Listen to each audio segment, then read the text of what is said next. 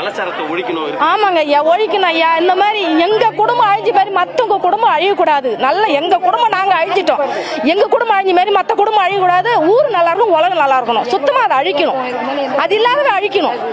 அது ஒரு பெரிய எங்களுக்கு புண்ணியமா இருக்கும். எங்க குடும்பம் நாங்க தவிக்கிற மாரி மத்தவங்க யாரும் தவிக்க கூடாது, மத்தவங்க யாரும் கதறக்கூடாது. நாங்க கதறோம் இன்னைக்கு, எங்க பிள்ளை விட்டுட்டு சின்ன பையன் அவன் விட்டு நாங்க கதறோம். நாங்க கதற மாரி மத்தவங்க யாரும் கதறக்கூடாது. அதை நீங்க ஏற்பாடு பண்ணி முதலமைச்சர் பார்த்து இது அதுக்கு ஒரு இது பண்ணி எங்களுக்கு இன்னும் மற்ற குடும்பம் தவிக்காத மாதிரி நீங்க தான் ஏற்பாடு பண்ணணும். அதான் கலாச்சாரத்தை ஒழிக்கணும். அது இதனால மக்கள் எவ்வளோ பேர் பாதிக்கப்படுறாங்க, அவங்கவுங்க குடும்பம் எவ்வளோ கஷ்டப்படுது. அவங்கவுங்க குடி சம்பாதிக்கிட்ட 10 கூட அந்த சாராயத்தில் போட்டு வராங்க. பொண்டாட்டி பிள்ளைங்களுக்கு சாப்பாடு நிம்மதியாக சாப்பிட முடியல. அவங்களாம் எவ்வளோ துயரத்தில் இருக்கிறாங்க. இன்னைக்கு எத்தனை பேரோட தாலி அறுக்குறாங்க தெரியுமாங்க. பருதவமாக இருக்குது, கொடுமையாக இருக்குது. இந்த கொடுமைக்கு இந்த கலாச்சாரத்தை ஒழிக்கணும். இனிமேல் அது இருக்கவே கூடாது. இந்த நாட்டில் கலாச்சாரன்றது இனி இருக்கக்கூடாது. இதோட 2வது ஐட்டம் இந்த கள்ளக்குறிச்சியில் நடக்குது. இதுக்கப்புறம் கலாச்சாரன்றதை வரக்கூடாது. மக்கள் நல்லபடியாக இருக்கணும். அவங்கெல்லாம் இந்த மாரி கதறாங்க, கண்ணீர் விடுறாங்க. இந்த சம்பவம் நடக்கக்கூடாது. இனிமேல் அது இருக்கவே கூடாது. எவ்வளோ பேர் கஷ்டப்படுறாங்க. பிள்ளைங்களெல்லாம் தவிச்சிட்டு எத்தனை பேர் கஷ்டப்படுறாங்க. சின்ன சின்ன பிள்ளைங்களெல்லாம் விட்டுட்டு சாராயம் முடிச்சு சேர்த்துருக்குறாங்க. அவங்களுக்கெல்லாம் என்ன பண்றது? இந்த மாரி அவங்களால விடவே கூடாது. கள்ளச்சாரன்றது இருக்கக்கூடாது. அதை அடியோட ஒழிக்கணும். மக்களுக்கு நல்லது செய்யணும். இறந்த குடும்பத்துக்கு அவங்களுக்கு ஏதோ உதவி பண்ண முதலமைச்சர். இதே பகுதியில் தான் நீதிமன்ற வளாகம் இருக்கு, போலீஸ் காவல் நிலையம் இருக்கு. இவ்வளவும் இருந்து இந்த பகுதியில் எப்படி விற்பனை என்பது நடந்திருக்கு? அது எப்படி நடந்து தெரியல சார். அவங்கெல்லாம் மாமூல் வாங்குறாங்க. போலீஸ் சப்போர்ட் இல்லாத பண்றாங்க. போலீஸ் சப்போர்ட்டோட தான் பண்றாங்க. போலீஸ் சப்போர்ட் இல்லாத யாரும் பண்ண மாட்டாங்க. போலீஸ் சப்போர்ட்டோட பண்றாங்க. அம்மா தைரியமா போறாங்க, உள்ள போறாங்க, 3 நாள் இருக்கிறாங்க, மாமூல் கொடுக்குறாங்க, வெளியே வந்துடுறாங்க. அதுக்காக நம்ம பொதுமக்கள் தான் பாதிக்கப்படுறாங்க. இன்னைக்கு உயிர்ன்றது எவ்வளவு பெரிய விஷயங்க. இன்னைக்கு எத்தனை பேர் விட்டு தவிக்கிறாங்க தெரியுமா? சின்ன சின்ன குழந்தைங்களெல்லாம் விட்டு இறந்து போய் நிற்கிறாங்க. அவங்க குடும்பத்துக்கு யார் பாதுகாப்பு? அவங்கெல்லாம் என்ன நிலைமையில இருக்கிறாங்க. சின்ன சின்ன பொண்ணு பார்வை தெரியாது. அவங்க புள்ள அந்த புள்ள 10 ரூபாய் எடுத்து கொடுத்தாதான் உண்டு. புள்ள கிடையாது. அவங்க என்ன பண்ணுவாங்க? அதுக்கு நீங்க தான் முடிவு பண்ணணும். நீங்க தான் முடிவு கட்டணும். அந்த அம்மாவுக்கு ஆதரவு கிடையாது. அந்த அம்மாவுக்கு ஆதரவு கிடையாது. அந்த அம்மா எங்க அவங்க பாத்ரூம் போயிருக்காங்க போட்டுக்கு. அந்த அம்மாவுக்கு பார்வை தெரியாது. அந்த அம்மாவுக்கு அந்த புள்ள தான் 10 ரூபாய் எடுத்து கொடுத்துருந்தான். இதுக்கப்புறம் அந்த அம்மாவுக்கு பார்வும் தெரியாது. ஒரு இடம் போய் 10 ரூபாய் சம்பாதிக்கிறதுக்கு அந்த அம்மாவுக்கு வழி கிடையாது. அந்த அம்மா புள்ள வேஷத்துல அவங்க என்ன ஆனவங்கள்ட்ட எங்களுக்கு தெரியல. இந்த ஒரு உயிரோட இல்ல, அந்த அம்மாவையும் சேர்த்து பாதிச்சிருக்கு. அந்த அம்மாவும் சேர்த்து பாதிக்குது. கூட்டினுவாங்களா அந்த அம்மா தான், அதான் அவங்களையும் சேர்த்து தான் பாதிக்குது. ஒண்ணு அவங்களுக்கு எதுவுமே செய்ய முடியாது. பார்வை சுத்தமா தெரியாது அவங்களுக்கு. இவன் தான் போய் பார்த்து ஏதாவது கொடுப்பான். இப்ப அந்த பிள்ளையும் இல்ல. அந்த பிள்ளை அதுக்கு ஆதரவுக்கு அந்த ஐயா பார்த்து தான் ஏதாவது அந்த அம்மாவுக்கு உதவி பண்ணும். திமுக அரசை பொறுத்த வரைக்கும் சட்டம் ஒழுங்கு கையில இருக்கு, சரியா தான் வச்சிருக்கோம்னு அரசாங்கம் சொல்றாங்க. மறுபுறத்துல இப்படி இருக்கு. இந்த வேற்றுமை எப்படி பார்க்கிறீங்க? சட்டம் ஒழுங்கு சரியா இருக்கு, சட்டம் ஒழுங்கு சரியில்லை. இப்போ இந்த மாதிரி இவ்வளோ உயிர் பலியாகுதுன்னா இது அரசுக்கு தெரியாத இது நடக்குதுங்களா? இல்ல கவர்மெண்ட்டுக்கு தெரியாத நடக்குதுங்களா? இல்ல இப்ப இந்த போலீஸ்காரங்களுக்கு தெரியாத நடக்குதுங்களா? இத்தனை உயிர் போயிருக்குதுங்களா? இதுக்கு ஒரு இது இல்ல, நீதி இல்ல. இன்னைக்கு காவல் நிக்கிறாங்க, அங்கங்க கும்பலா நிக்கிறாங்களே. அதை நீங்க ஒழிச்சிட்டு இருந்தா இத்தனை குடும்பம் நீங்க பாதிச்சிருக்குமா? இத்தனை குடும்பம் பாதிச்சிருக்குமா? இத்தனை பேர் அழகா நின்றுப்பாங்களா? இதுக்கப்புறம் இந்த கள்ளச்சாராயமோ இல்ல மத்ததோ எதுவுமே இந்த நாட்டுல இல்லாத மாதிரி முதலமைச்சர் ஐயா பார்த்து இதை ஒழிக்கணும். எதுவும் ஒழிக்கணுங்க. குடும்பத்தில் பொம்பளைங்க எவ்வளோ கஷ்டப்படுறாங்க. இதுமாரி சின்ன சிறு பசங்களை விட்டுட்டு இந்தமாரி கள்ளச்சாராயத்துக்கு இந்தமாரி குடிச்சிட்டு குடியெல்லாம் கெட்டு போனால் அவங்களுக்கு என்னங்க கிடைக்கும்? இந்தமாரி இதெல்லாம் ஃபஸ்ட்டு ஒழிக்கணுங்க. இந்த கள்ளச்சாராயத்தை கொடுத்து அவங்க குடிக்கிறாங்க. குடும்பம் எவ்வளோ கஷ்டப்பட்டு எப்படியெல்லாம் தத்தளிச்சிக்கிட்டு இருக்குது. அதெல்லாம் அரசு இதை கட்படுத்தி அதெல்லாம் கொஞ்சம் எடுத்து பார்த்து செய்யுங்க. இவருக்கு எத்தனை பசங்க? என்னென்ன? 2 பையங்க, ஒரு அம்மா இருக்கிறாங்க வயசானவங்க. வேலைக்கு போகிறவங்க ஒருத்தர் இல்லை. அதனால 2 பையன் அவனுக்கு. அவங்க மனைவி இருக்கிறாங்க, அவங்க அம்மா இருக்கிறாங்க அந்த பையனுக்கு. அரசுக்கு என்ன கோரிக்கை வைக்கிறீங்க? அரசாங்கத்துக்கு என்ன கோரிக்கை வைக்கிறேன்னா இதுமாரி இது செஞ்சிருக்கு. அந்த பசங்களுக்கு 2 பேர்த்துக்கு என்னன்னு ஹெல்ப் பண்ணணும் கொஞ்சம். வேலை வெட்டி இல்லாத இருக்கிறாங்க. அவங்க அம்மாளுக்கு சாப்பாடு தண்ணி போடணும், அவங்க ஆயாவை பார்த்துக்கணும். அதனால அரசுக்கு வைக்கிறது அந்த பசங்களுக்கு ஏதாட்டும் ஒரு ஹெல்ப் பண்ணுனா நல்லது. இந்த பகுதியில் எப்படிமா இந்த கலாச்சாரம் எப்படி உருவாச்சு, எப்படி இந்த அளவுக்கு அடிக்ட் ஆயிருக்காங்க? அது இந்த அளவுக்கு இம்மா நாளைக்கும் கிடையாதுங்க. இங்கே இருந்தது இதுதான் ஃபஸ்ட்டு தடவை இது மாரி ஆகிருக்குது. இவ்வளோ நாளைக்கு இந்த மாரி இந்த இடத்துல கிடையாது. இது எதனால இப்படி ஆணுச்சுன்னு தெரியல. இதுதான் ஃபஸ்ட்டு தடவை இங்கே இது மாதிரி இருக்குது. இங்கே இருக்குது. ஆமாம், தெரியாது. ஆனால் இப்போ பப்ளிக்கே இது மாரி ஆகிட்டு இருக்கு. அது அப்பெல்லாம் வந்து தெரியாம வித்துட்டு இருந்தாங்களா, அது என்னமோ தெரியலைங்க. இப்ப பப்ளிக்கே இது மாரி ஆயிட்டு இருக்கு.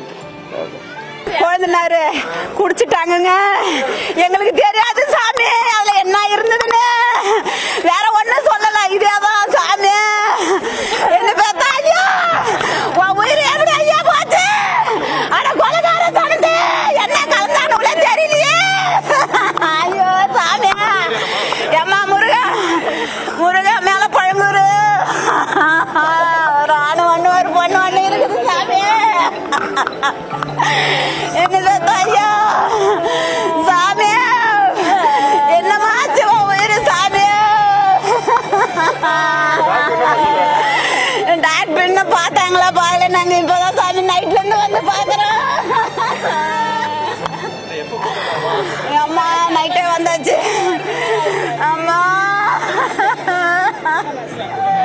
நைட்டு கூட்டுனீங்களா இப்ப கூட்டுனீங்க? டாக்டர் என்ன சொல்றாங்க? முடிஞ்சிருச்சுன்னு சொல்லிட்டாங்க. எதனால சொன்னாங்க? என்ன வரலங்க சார், பார்த்தாலும் தெரியும். நீங்க என்ன சொல்றீங்க? எதனால இருந்தாங்க? நாங்கள் குடிச்சே இறந்துட்டாங்க. நேற்றுக்கு தான் சார். அதுக்கு என்ன தொந்தரவு இருக்குன்னு சொல்லுங்க. இந்த மாதிரி குடிச்சு எனக்கு கை கால் வரல, என்னை ஆஸ்பத்திரி கூட்டு போன்னு சொன்னாங்க. வந்து கூட்டு வர்ற மாதிரி அடங்கிடுச்சு. உள்ள வந்தோடனே கூட்டு வரீங்க? எது சொல்லல எங்களுக்கு சொன்னாங்க.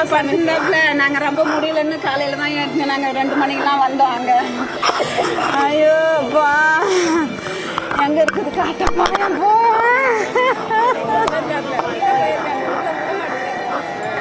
மாமா எங்க இருக்குது? மேல பழங்கூரு குழந்தைனாரு குடிச்சிட்டாங்க, எங்களுக்கு தெரியாது சாமி அதுல என்ன இருந்ததுன்னு.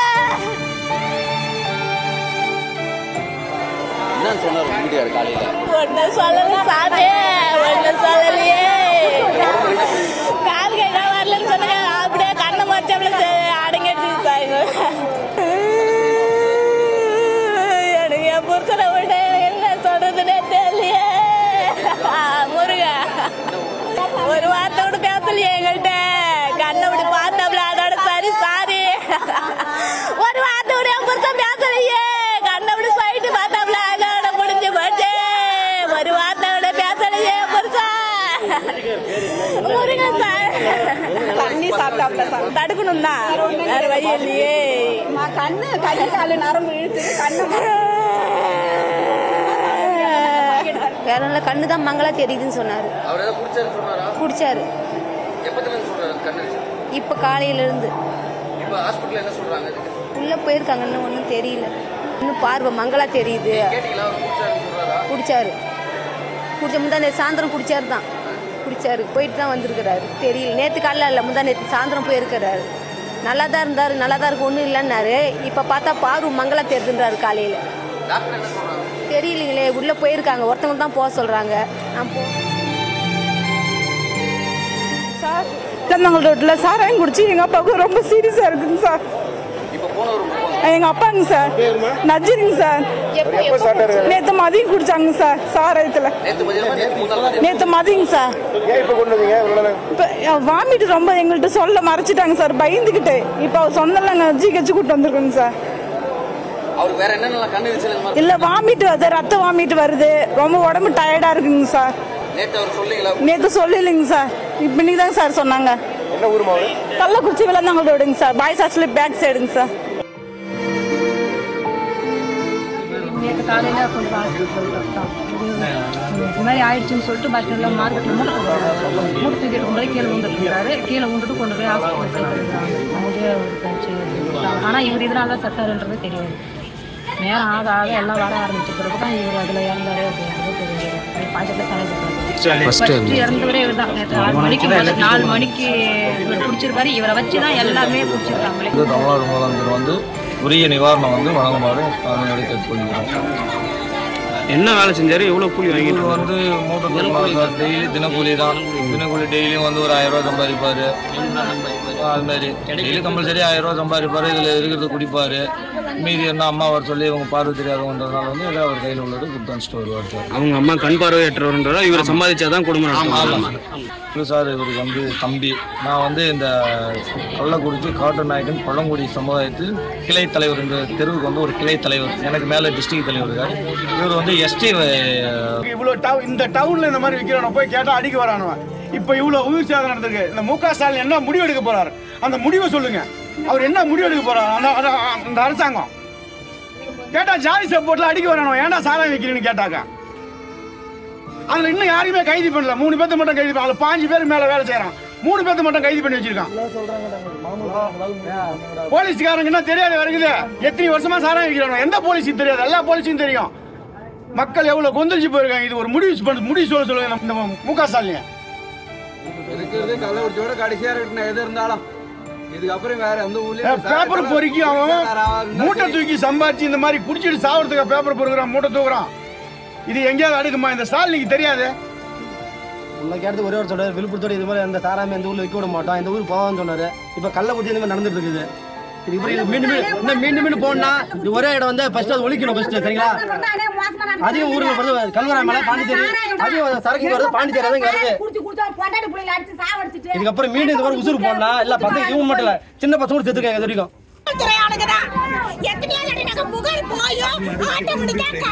அந்த சாரைய காய்ச்சலுக்கு நியூஸ் போயிடும். இத பாட்டில் விக்கிறவங்களுக்கு கேஸ் போடுறாங்க. இத கவர்மெண்ட் வித்த அந்த பிளாக்ல வித்தாலும் எதுல அதுல கேஸ் போடுறாங்க. ஆனா சட்ட ரீதியா கள்ளச்சாராய நடத்த கூடாதுன்றதுக்கு அவங்களுக்கு மெயினா நடத்த வர்றாங்க. அதிகாரம் கொடுக்குறாங்க. இவங்க கேட்டா இப்ப நாங்க மாமூல் கள்ளச்சாராயம் விக்கிறதே பாத்தீங்கன்னா இங்க இருக்கிறது 5 நபர்கள் தான் சொல்றாங்க. கள்ளச்சாராயத்தை ஒழிச்சு காட்டுங்க. கள்ளச்சாராயத்தை ஒழிச்சு காட்டுங்க. கள்ளச்சாராயத்தை ஒழிச்சு காட்டுங்க. எந்த ஊர்லயோ எந்த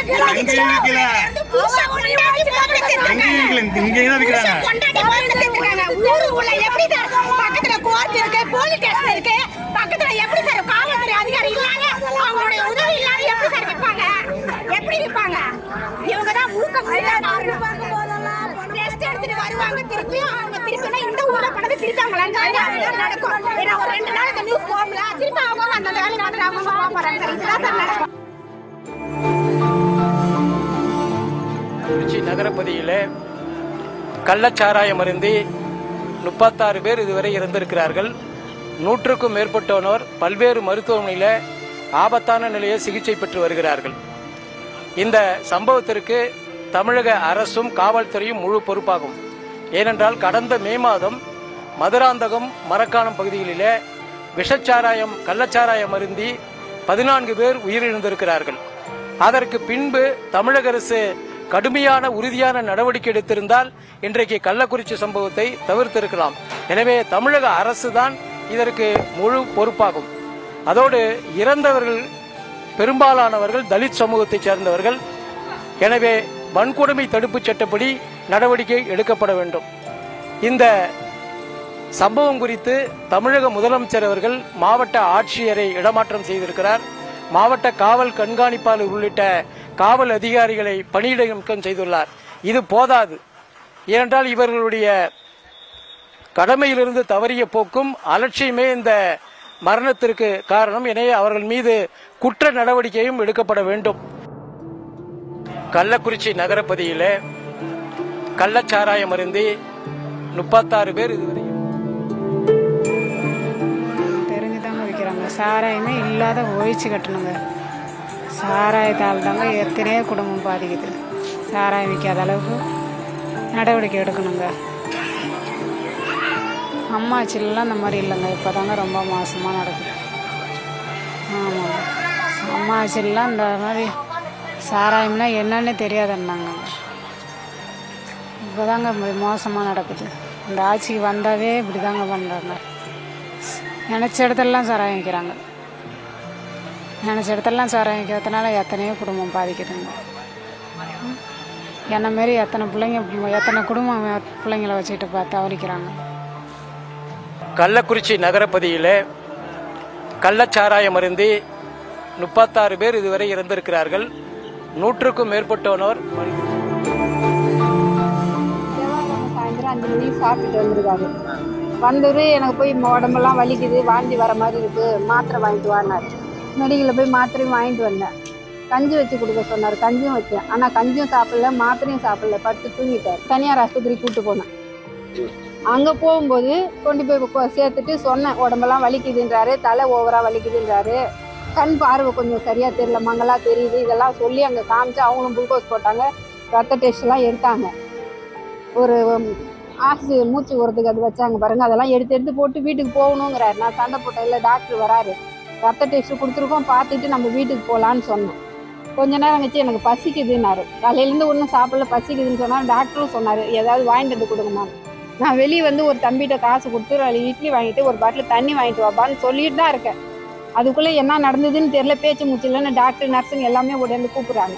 டாக்டரே ஃபோன் பண்ணிட்டாரு ஆட்டோக்காரருக்கு. அப்புறம் தான் ஜிஹெச்சுக்கு எடுத்துகிட்டு போகணும். ஆமாம், அங்கே கள்ளக்குறிச்சி ஜிஹெச்சுக்கு பார்த்தா கள்ளக்குறிச்சி ஜிஹெச்சில் நைட்டு 8:30 மணிக்கு அனுப்புனாங்க.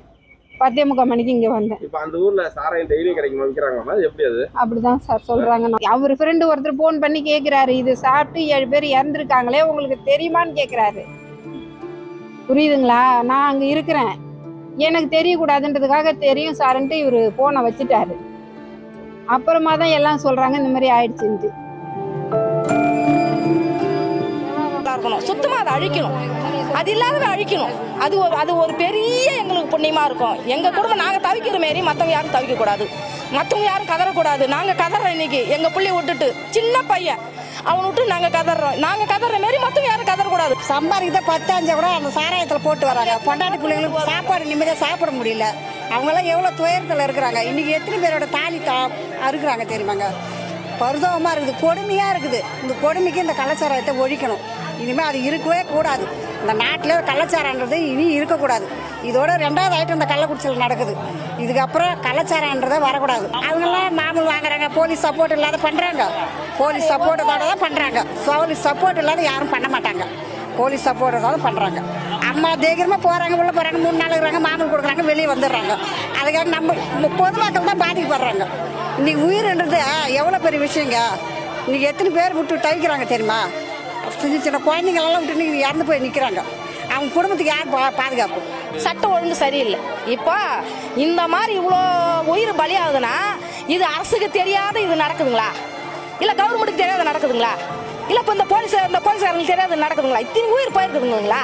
இதுக்கு ஒரு இது இல்லை, நீதி இல்லை. இன்னைக்கு காவல் நிற்கிறாங்க, அங்கங்க கும்பலா நிற்கிறாங்களே, அதை நீங்கள் ஒழிச்சிட்டு இருந்தா இத்தனை குடும்பம் நீங்கள் பாதிச்சிருக்குமா?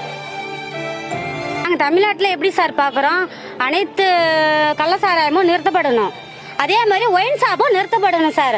இது 2ம் நிறுத்தப்பட்டாதான் எல்லா குடும்பமும் நல்லா இருக்கும். இன்னைக்கு 50 குடும்பம் இறந்து போயிட்டாங்க. 50 குடும்பத்துக்கு பின்னாடி எத்தனை பேர் இருக்காங்க? அந்த அத்தனை பேர்த்துக்கு கவர்மெண்ட் பாதுகாப்பு கொடுக்குமா? இப்போ இப்போ நான் ஒரு வீட்டில் 4 பிள்ளைங்க இருக்கும். இப்போ அவர் இறந்துட்டாரு, 4 பிள்ளைங்களுக்கும் கவர்மெண்ட் என்ன செய்யும்? அதில் ஒரு பிள்ளைங்களுக்கு கவர்மெண்ட்ல வேலை கொடுக்க சொல்லுங்க. அப்படி வேலை கொடுத்தா அந்த கவர்மெண்ட் வேலை கொடுத்துச்சுன்னா மீதி இருக்க பேத்துக்கும் அந்த ஒரு ஆள் பார்த்துக்குவாங்க.